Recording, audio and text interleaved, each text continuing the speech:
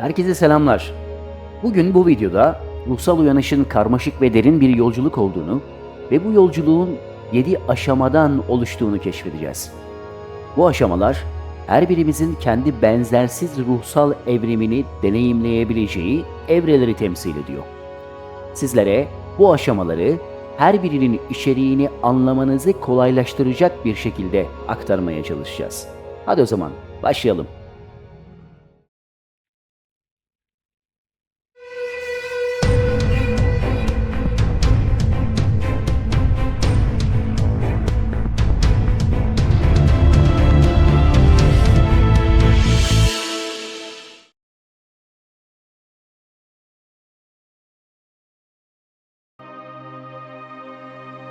Spiritüel uyanışın başlangıcında birey ego tarafından yönlendirilen bir varoluşu deneyimler.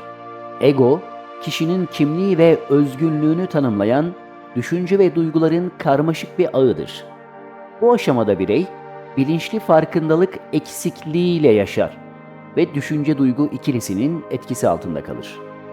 Bu, Allah'ın emirlerine uymayan, yasaklara çekinmeden meydan okuyan ve kendi arzularına tabi olan nefis mertebesidir. Bu noktada bireyin ego tarafından belirlenen sınırlamalarına karşı direniş gösterdiği ve içsel bir çatışma yaşadığı anlaşılır. Bu aşama nefsi emmare aşamasıdır. Bireyin ego merkezli dünya görüşünden sıyrılmaya çalıştığı bir aşamayı temsil eder.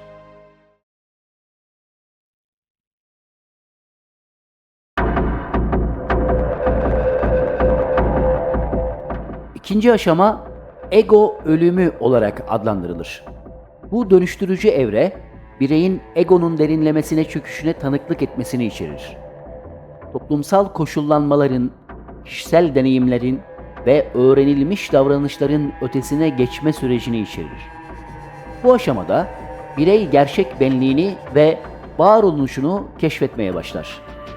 Bu aşamada nefsi levvame, vicdan azabı çeken nefis aşamasıdır. Allah'ın emirlerine bazen uyan, bazen uymayan ama çoğunlukla uymak isteyen, işlediği günahlar nedeniyle üzülen ve sevaplardan dolayı sevinen bir nefis mertebesidir.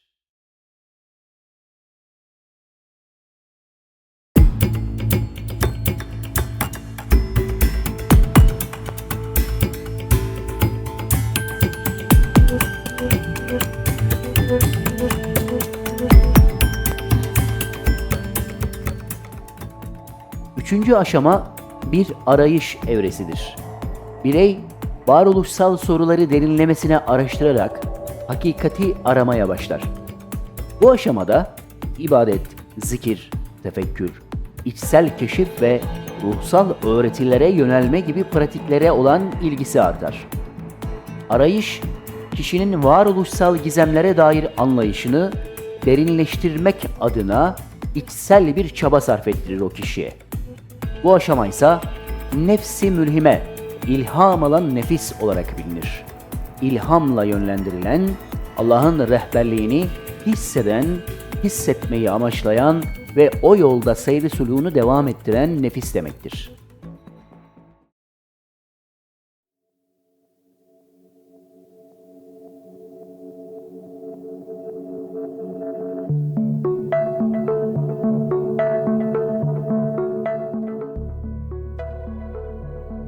Dördüncü aşama gerçek benliğin ortaya çıkışını içerir. Birey toplumsal beklentilerden uzaklaşarak özgün benliğini bulur.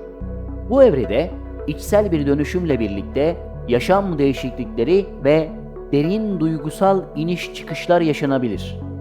Birey eski enerjiyle uyumsuz hale gelen kalıpları bırakmaya yönelir.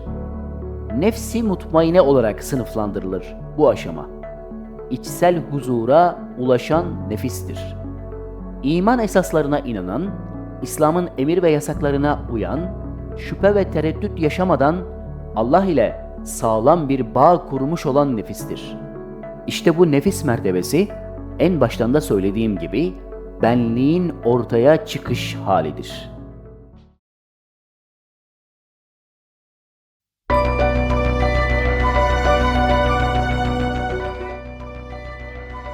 Beşinci aşama içsel farkındalığın yükselişidir. Birey artan bir içsel anlayış ve bağlantıyla ilerler. Bu aşamada zikir, ibadet, tefekkür ve içsel rehberlik gibi ruhsal uygulamalar daha fazla vurgu kazanır. Kişi içsel benliğiyle daha derin bir bağlantı kurma sürecine girer. Bu aşamaya nefs-i radiye denir. Rıza içinde olan nefis demektir. Hakka tamamen yönelen, Allah'tan gafil olmama bilincine erişen ve ona razı olan nefistir.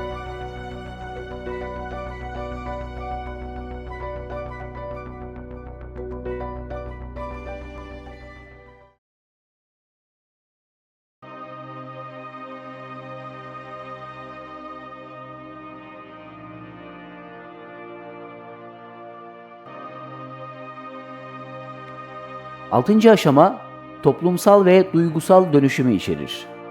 Birey, gerçek benliğine uyumlu bir şekilde yaşamak adına dışsal değişimlere yönelir.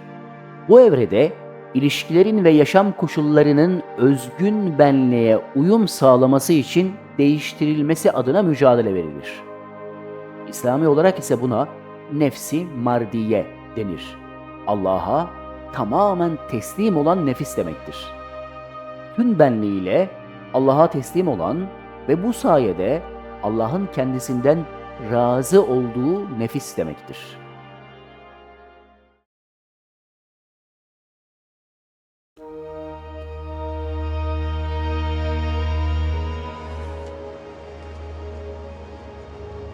Son aşama uyum içinde yaşama geçiş aşamasıdır. Birey gerçek benliğiyle uyumlu bir bütünleşme sağlar. Bu aşamada kişi kendi sınırlarını kabul eder. Başkalarıyla şefkatle ilişki kurar ve doğayla uyum içinde bir yaşam sürer. Uyum içinde yaşama geçiş, kişinin içsel dönüşümünü tamamlamasını ve daha geniş bir bağlantıya ulaşmasını simgeler. Bu aşamaya ise nefsi kamile yani olgun nefis denir. Bütün kötülüklerden arınmış, manevi olgunluğa erişmiş bir nefistir. Bu mertebeye ulaşan kişinin tüm sıfatları güzellikle donatılmıştır ve her hali ibadet olarak kabul edilir.